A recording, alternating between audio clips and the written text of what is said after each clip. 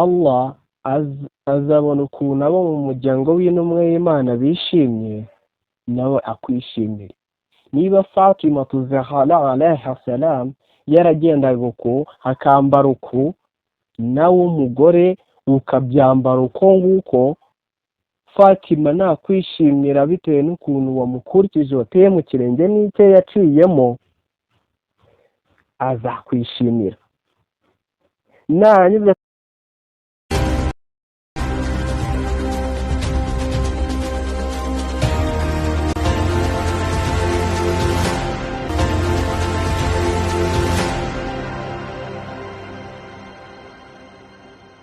أعوذ بالله من الشيطان الرجيم. بسم الله الرحمن الرحيم. السلام عليكم ورحمة الله وبركاته. amahoro y'Imana akomeze abane namwe mukomeje gukurikirana Muwalid Ahl Bayt alayhi salam. Iki ni cya kiganiro cyitwa havamo isomo. Rero iki kiganiro mukaba muri kumwe nanjye uyu munsi Abdul Balik. Rero ni ikiganiro cyiza abenshi tumenyereyemo. Rero ni ikiganiro tuza kugarukaho kuri Fatima Zahra alayha salam. Ibindi biganiro kora murabizi turi mu minsi ya Fatima Zahra. Rero niyo mpamvu uyu munsi dukomeze kwibanda kuri Fatima Zahra, abategarugori cyangwa n'abandi bose mukomeze kumenya kuri Fatima Zahra alayha salam ibyamuranze. Rero nkomeza mbihanganisha mu kababaro murimo k'umuyobozi wanyu w'abagore ku isi na mama wanyu na mama w'abemera. Rero mbabwira ati ngo mwihangane ariko tubabare, ariko tunamwigiramo isomo kubera urupfu rwa Fatima Zahra alayha salam harimo isomo. Rero uyu munsi turagaruka ku magambo kenshi yavuzwe n'intumwa y'Imana Muhammad sallallahu alaihi wasallam. Intumwa y'Imana yacu Muhammad sallallahu alaihi wasallam, Allahumma salli ala Muhammad wa ala Muhammad, yaravuze ati uwamenye Fatima Zahra alayha salam yaramumenye kandi we atabimenye. Ni Fatima binti Muhammad ni igice cyanjye kandi mu mutima wanjye ni ubugingo bwanjye buri hagati y'impande zanjye zombi. Umuntu wese wamugirira nabi abangiriye nabi, kandi wangiriye nabi abangiriye nabi Allah subhanahu wa ta'ala. Rero bivuze iki? Nongeye kubasubiramo aya magambo neza kugira ngo tuyasesengure neza. Aravuze ati ni Fatima binti Muhammad ni igice cyanjye, ni Rasul Muhammad sallallahu alaihi wasallam uri kubivuga. Ni igice cyanjye kandi ni umutima wanjye, ni ubugingo bwanjye buri hagati y'impande zanjye zombi. Umuntu wese wamugirira nabi abangiriye nabi, kandi wangiriye nabi abangiriye nabi Allah subhanahu wa ta'ala. Rero nawe mbabwiye nuko Fatima Zahra n'umukobwa wa Rasul Muhammad sallallahu alaihi wasallam, umukobwa rero wa Rasul niwe ugize Rasul. Murumva ko ni umutima we n'ubugingo bwe. Impande zose ni za Fatima Zahra alayha salam. Ndagaruka ntabwo iyi message ndashaka kwihereza ku bantu bemera Fatima Zahra alayha salam. Uwamugiriye nabi aravuze ati uwamugirira nabi abagiriye nabi Muhammad sallallahu alaihi wasallam. Ushobora kuba ukunda Fatima Zahra alayha salam, ukunda Fatima Zahra alayha salam, ariko ibikorwa byawe inahara kumugambanira.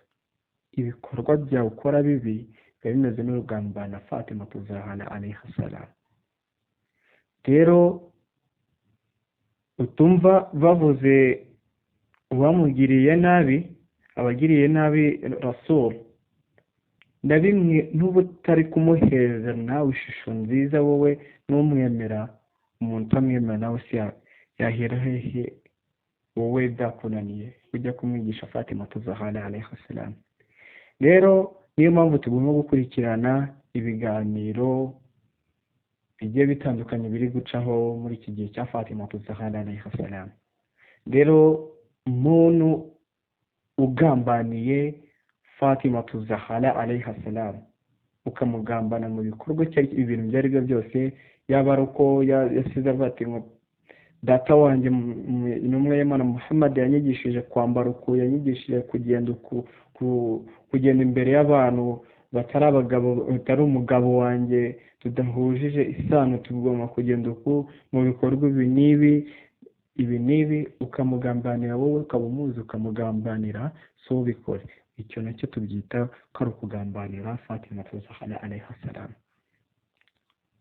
Tugerageze dukurikize muri byo Fatima Zahra alayha salam agiye akora, tumugwe inyuma n'intwari yacu, dukurikize mu ngendo niyo yagiyemo.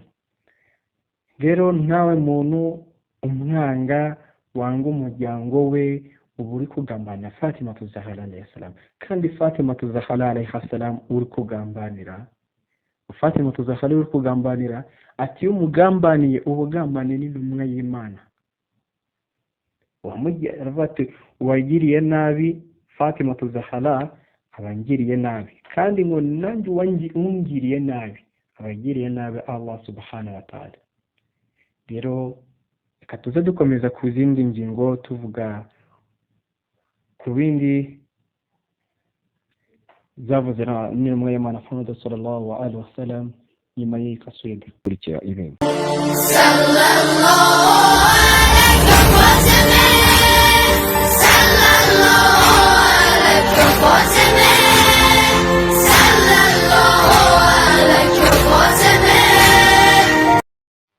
Rero bavandimwe, dukomeje ku byo Rasul sallallahu alaihi wasallam yakomeje kubwira Fatima Zahra. Rero Fatima Zahra muzi ko hari tasbih Zahra alayha salam, ni intumwa y'Imana Muhammad sallallahu alaihi wasallam yamwigishije gusoma, amwigisha ko agomba no kwisoma mbere yo kuryama na nyuma ariko arangije ibada ze z'itegeko agomba kuyikurikiza, agomba gusoma iyi tasbih. Rero amubwira n'ibyiza by'itasbih n'inyungu y'itasbih, amubwira ko ikuraho ibyago bishobora kuba mu gihe n'ukuntu wiyegereza ya tasbih kugira ngo ikwegereze Allah subhanahu wa ta'ala, ikukuraho ibyago, ikubabare ibyaha bigiye bitandukanye ibyo ufite, Allah akagenda abikugabanyiriza kubera ya tasbih, bitewe n'amagambo ugenda uvugamo yandi twavuze muri cya kiganiro cya mbere. Abagikurikiye mwarabyumvishije,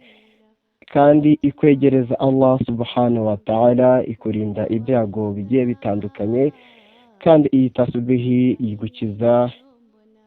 iragukiza mu ndwara zimwe waba ugiye ufite, waba ugiye bitewe n'indwara zigiye zitandukanye. Hari indwara za roho, hari n'izindi ndwara zigiye zitandukanye, n'indwara ushobora kugira amagambo mabi ukunda kuvuga cyangwa ibindi bintu bibi ugomba gukora, bitewe n'ukuntu ya tasbih ikwegereza Allah subhanahu wa ta'ala, ikurinda ibyo bintu byose. Kandi ngo ikurinda satani bitewe n'iyo tasbih ukuntu igiye kwegereza Allah n'amagambo twavuze muri cya kiganiro, ugomba kugenda ugakurikirana ukumva ukuntu twabivuzemo. Rero hari byinshi iyi tasbih igufasha no gukora satani, kubera ukuntu wegereje Imana, satani nagupfa kukwegera. Rero ikatuze dukomeza no ku bindi bintu intumwa y'Imana ivuga kuri Fatima Zahra alayha salam.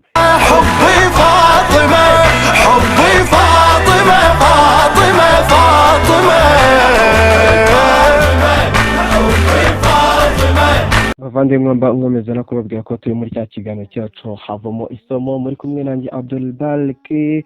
Muri iki kiganiro rero dukomeje n'intumwa y'Imana Muhammad sallallahu alaihi wasallam atubwira ati ngo Fatima ni igice cyanjye, umuntu wese utamwishimiye ntabwo ankunda.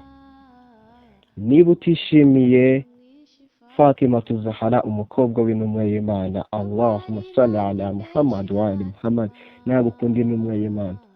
Kandi niba mwibuka ibyo natangiye mvuga, yavuze ati utanyishimiye cyangwa unyifurize nabi abagifurije na Allah subhanahu wa ta'ala. Rero utishimiye Fatima Zahra alayha salam nagaba akunda intumwa y'Imana Muhammad sallallahu alaihi wasallam. Nawe ubu niba ukunda Fatima Zahra alayha salam, si ukumukunda ku magambo gusa, ahubwo umukunde no mu bikorwa, hava mu isomo. Ugomba kumukunda ukabigaragaza, ugakora n'ibyo yakoraga, cyane cyane ndabwira urutegarugori kubera ni umuyobozi w'abagore bose ku isi. Rero mugomba kumukunda mugaragaza n'imico ye, mugaragaza n'imico yanyu myiza,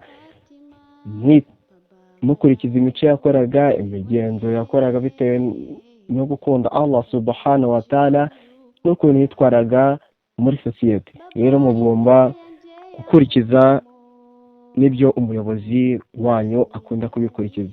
Rero namwe bagabo, uyu ni mama w'abemeramana, uyu ni mama w'abayimamu, nawe kurikiza ibyo abayimamu bagenda bakora, cyane cyane Imam Ali kugeza kuri imamu wa 12. Intumwa y'Imana Muhammad sallallahu alaihi wasallam arakomeza akavuga ati Fatima ni umunezero w'umutima wanjye. Ati mwamuki Fatima ni umunezero w'umutima wanjye. Niba Fatima ari umunezero w'umutima wa Allah, intumwa y'Imana Muhammad sallallahu alaihi wasallam, ibyo usabwa gukora urabyumva kugira ngo unezeze intumwa y'Imana. Waba umeze ute, waba uri umushe, waba uri umusuni, umenye ko Fatima ni umunezero w'umutima w'intumwa y'Imana Muhammad sallallahu alaihi wasallam. Abahungu be bombi ni imbuto z'ubugingo bwanjye. Aba bahungu bose, abahungu bavuga hano bombi ni Hassan wa Hussein. Allahumma salli ala Muhammad wa ala Muhammad. Aba bahungu be bombi ni imbuto z'ubugingo bwa Rasulullah sallallahu alaihi wasallam. Kunda abahungu bombi ba Fatima Zahra alayha salam, Hassan wa Hussein. Rubyiruko, uyu Hassan wal Hussein nibo bayobozi b'urubyiruko ku isi ya Nyagasani. Niba ushaka kuzagera mu ijuru, kurikiza Hassan wal Hussein, imico yabo. Ndakubwira nashidikanya ko ijuru urifite. Ndaza kukubwira umuntu uzajyana nawe muri paradizo, umuntu uzinjira muri paradizo wa mbere intumwa y'Imana Muhammad sallallahu alaihi wasallam yavuze. Arakomeza akatubwira ati ngo umugabo we ni umuco w'amaso yanjye. Abantu bakunda intumwa y'Imana Muhammad sallallahu alaihi wasallam, abantu bamwumvaho ibyiza, imico myiza, tekereza uyu mugabo wa Fatima Zahra alayha salam, niwe imico y'amaso y'intumwa y'Imana Muhammad sallallahu alaihi wasallam. Muri makeya, aho intumwa y'Imana itariri, y'amaso y'intumwa y'Imana yarakomezaga kugaragara, ya mico y'intumwa y'Imana yakomeje kugaragara. Uyu mugabo uvugwa ni umugabo wa Fatima Zahra alayha salam, ari wo witwa Ali ibn Abi Talib. Akaba ari umugabo wa Fatima Zahra alayha salam. Fatima Zahra alayha salam umukobwa w'intumwa y'Imana Muhammad sallallahu alaihi wasallam. Allahumma salli ala Muhammad wa ali Muhammad. Rero amaso y'intumwa y'Imana, uyu mugabo wa Fatima Zahra alayha salam, niwe mico w'amaso y'intumwa y'Imana. Arakomeza akavuga ati ngo abayimamu bamukomokaho n'abarinzi b'ubwami bwanjye. Abayimamu guhera kuri Hassan wal Hussein, Imam Sadiq, Imam Zainul Abidin, Muhammad Bakri na Jafar Sadiq, gukomeza kuri imamu wa nyuma wa 12, bose baturuka kuri Fatima Zahra alayha salam. Rero abo bayimamu bose ko ari 12 n'abarinzi b'ubwami bwanjye. Imam Ali niwe papa wabaye imam, papa niwe papa w'abemeramana. Rero ni abarinzi b'intumwa y'Imana. Dusubiye inyuma, intumwa y'Imana itarajya gupfa yaravuze ati mbasigiye ibintu bibiri, uzabikurikiza azaba aciye mu nzira nziza, uzabiyoba azaba aciye mu nzira mbi, azaba ayobye ubuyobo bugaragara. Ati mbasigiye ibintu bibiri, mbasigiye igitabo Quran, igitabo cya Allah subhanahu wa ta'ala, mbasigiye Ahlul Bayt, umuryango wanjye uzabasobanurira iki, uzabasobanurira iyi Quran y'Imana.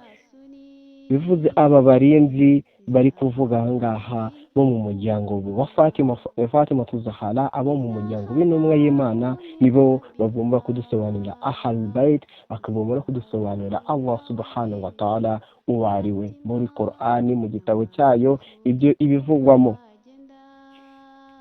Rero arakomeza akavuga ati ngo umukozi wakoreye Fatima Zahra alayha salam mu gihe cyo kurwara no mu bwoko bwe, umuntu wese uzubahiriza ibi bintu, amategeko, ibi bintu mvuze,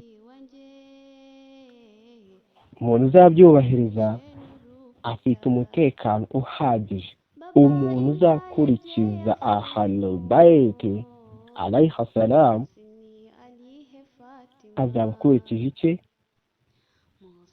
Azaba afite umutekano. Umuntu uzaba warakurikije imico ya Fatima Zahra alayha salam w'umugore, umuntu uzakurikiza amategeko cyangwa imico yaranze Imam Ali bin Abi Talib, papa w'abemeramana, azaba akurikije, azaba afite umutekano ku munsi w'imperuka. Urubyiruko bakurikije ibyo abayobozi b'urubyiruko bavuze, Hassan wal Hussein alayha salam, Allahumma salli ala Muhammad wa ali Muhammad, nabo nakabuza bafite umutekano. Hamwe noneho utarabikurikije agacinga inzira, uwo azarimbuka.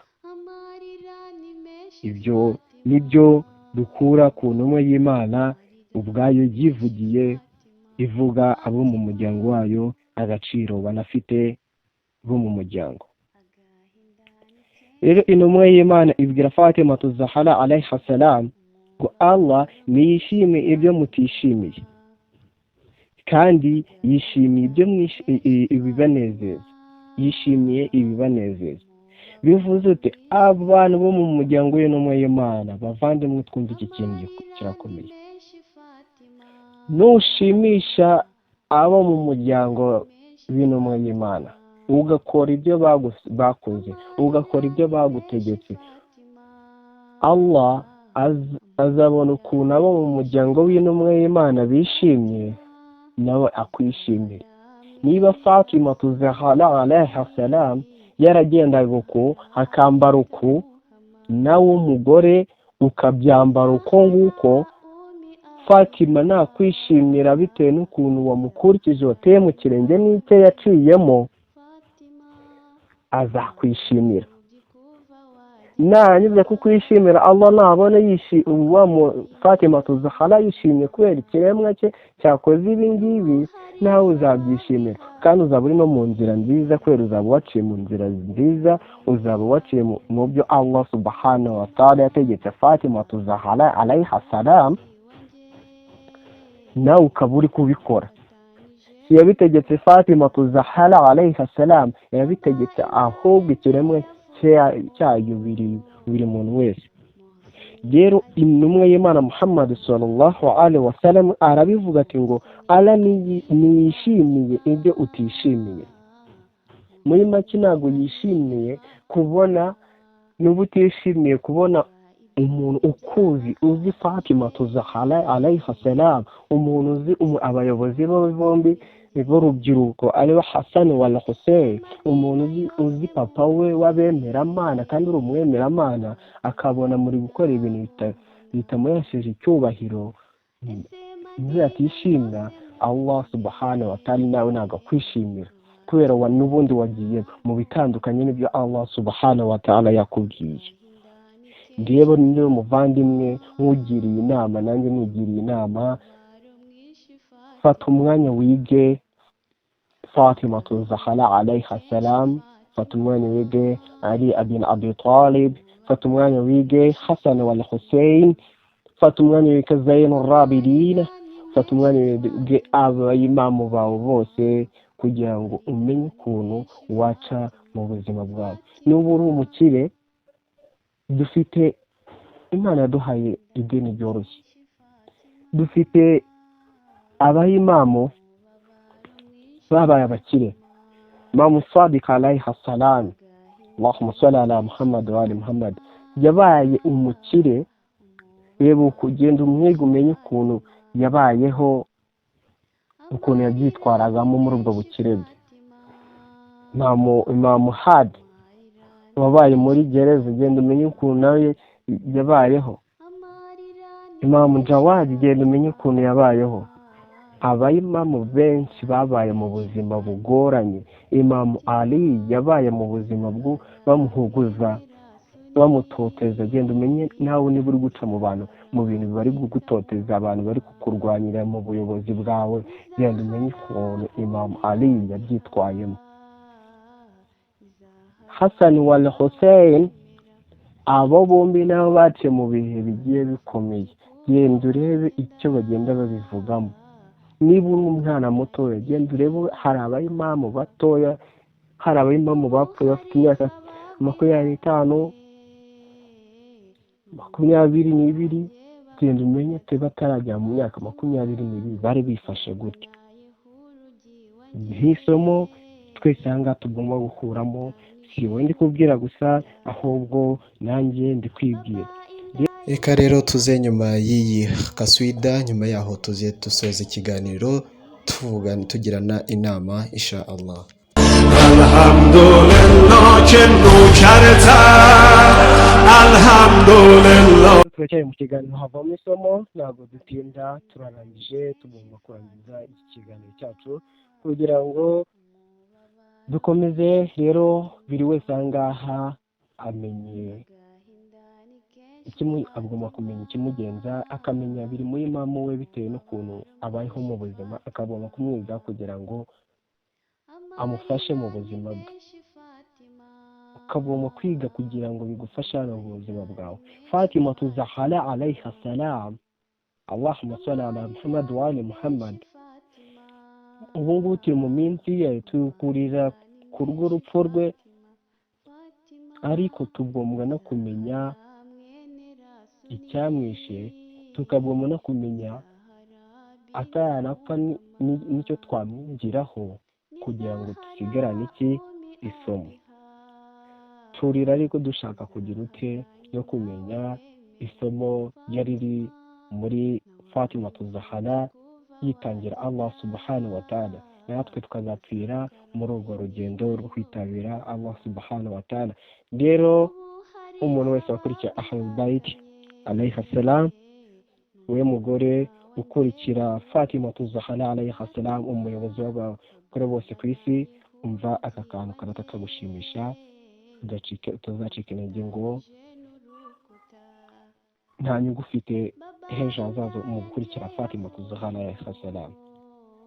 Abu Hayr yaravuze ati, yumvishije intumwa y'Imana yaravuze ati, umuntu wa mbere uzinjira muri paradizo ni Fatima Zahra alayha salam. Niba nawe ubizi umuntu mukundana, bakavuga ati ngo fata bukunda ubazamukana, ntabwo wajya gufata babandi bawe bagukunze n'ubundi bagukurikije ukabajyana. Rero na Fatima Zahra alayha salam, abamukunze abemeye ko ari umuyobozi wabo, akaba barakurikije n'ibyo yababwiye, nakabuza muzazamukana mu ijuru muri iyo paradizo. Rero babwira n'ubukunze iki kiganiro cyacu n'ibindi biganiro, bakora subscribe kugira ngo ikindi kiganiro tuzakora kugeza kibone vuba kandi ushatse kutuganiriza cyangwa kutubwira ku bindi byifuzo wakumva twakwishakira umurimo nawe bitewe n'uko ubayeho, twamugushakira twanyirukira muri inbox cyangwa nimero zacu ukatwandikira kuri WhatsApp. N'ubu uri urubyiruko ukunda Allah subhanahu wa ta'ala, ukaba wemera n'abayobozi bawe babiri Hassan na Hussein, ushaka kuza muri iyo group yacu nawe byanditse hasi watuganiriza. Wassalamu alaikum wa rahmatullahi wa barakatuh. اسم تو میبارد از نفس باران، نور رخت دارد جلوه بی پایان.